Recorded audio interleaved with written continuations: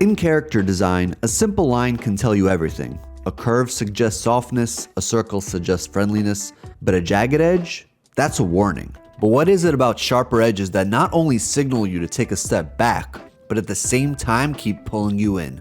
Welcome to Drawn to the Decks, the show where we strip away the stats and the typing to look at the visual logic that makes a Pokemon iconic. We're dissecting silhouettes, the color theory, and the artistic DNA that turns a sketch into a legend. Today, we're analyzing a design that's been shocking fans since Generation 1, the living caution sign itself, Electabuzz. To understand why Electabuzz is one of the most iconic Pokemon from the first generation, we have to look at ancient Japan. This design is a brilliant modernization of the Oni. In Japanese folklore, Oni are formidable, ogre-like creatures known for their immense strength and wild tempers.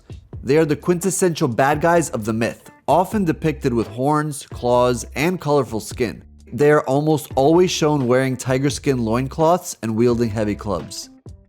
The clever design behind Electabuzz is taking a creature of folklore and making it look like it was built in a power plant.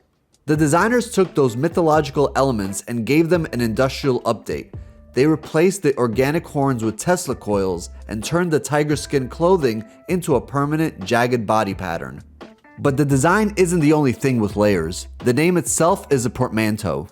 In English, Electabuzz is a punchy combination of electricity and buzz, the sound of a high voltage hum. It tells you exactly what the Pokemon sounds like, but in Japan, its name is Elabu. Ela derives from electricity, while bu could be an onomatopoeia for a buzzing or humming sound. However, in Japanese media and literature, pigs actually make a boo-boo sound, which could be where its name takes inspiration from. It could also explain the slightly snouty facial structure and small tusks of Electabuzz. But whether it's buzzing or grunting, the name perfectly matches that rowdy, high-energy silhouette we see on screen. But let's talk about the visual appeal. This design works because of its heavyweight presentation. Electabuzz is built on trapezoids, wide at the bottom, narrow at the top. This gives it visual weight, making it look stable, powerful, and hard to knock over. But Electabuzz isn't a static battery, it's a kinetic engine. Its combat logic is built into its limbs. To slightly boost its attacks, Electabuzz doesn't just stand there, it swings its arms in great circles and throws rapid-fire punches. This windmill motion isn't just for show. The friction and momentum are what prime its body for a discharge. However, it takes so long that typically opponents have an opportunity to just run away from it. Hey, at least you scared them off, Electabuzz. The design's thick forearms tell you exactly how it fights. It's a brawler that creates its own fuel through movement. This sense of industrial danger was etched into players' minds back in 1996.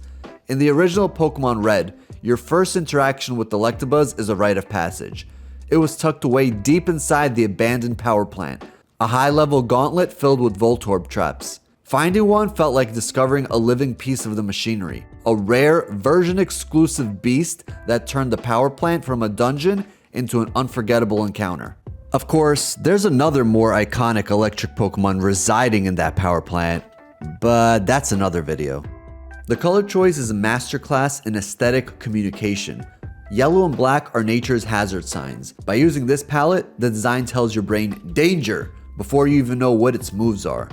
The erratic zigzagging stripes add a layer of visual noise that make this Pokemon feel like it's vibrating with uncontainable energy. And now for the silhouette test. Electabuzz passes because of its unique ready-to-rumble posture. By drawing the arms wide and slightly bent, the designers created clear negative space. This prevents the silhouette from becoming a clumpy mess. And when you add the long tail and those fork-like antennae, you get a shape that's 100% unique. But what about the complexity of the design? Is it too messy? Well, sort of, but it kind of helps sell the point of this Pokemon. The jagged and sporadic stripes all over its body make this design feel extremely busy, but that lightning bolt mark on its chest helps bring it all together by pulling in all the focus like a visual lightning rod. What is it with these lightning bolt marks that make them the center of attention? Let's see where Electabuzz stacks on the scorecard. Silhouette clarity. Its unmistakable shape and clear negative space really help it shine in this department. We're giving it a 9 out of 10. Fundamental appeal. The Oni meets industrial aesthetic is flawlessly executed. We're giving this a 10 out of 10. Visual detail. It's a bit complex, but every line serves a purpose. The hazard theme really pulls through here. We're giving this a 7 out of 10. And lastly, for cultural longevity, it's a Kanto icon that's never felt out of style. We're giving this a 9 out of 10. And with the total score of 35 out of 40, Electabuzz earns its place in the A tier rank. But I want to hear from you guys in the comments.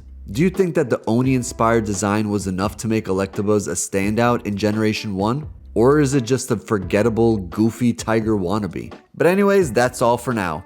Tune in next time to see which Pokemon we're drawn to next, right here on Drawn to the Decks. See ya!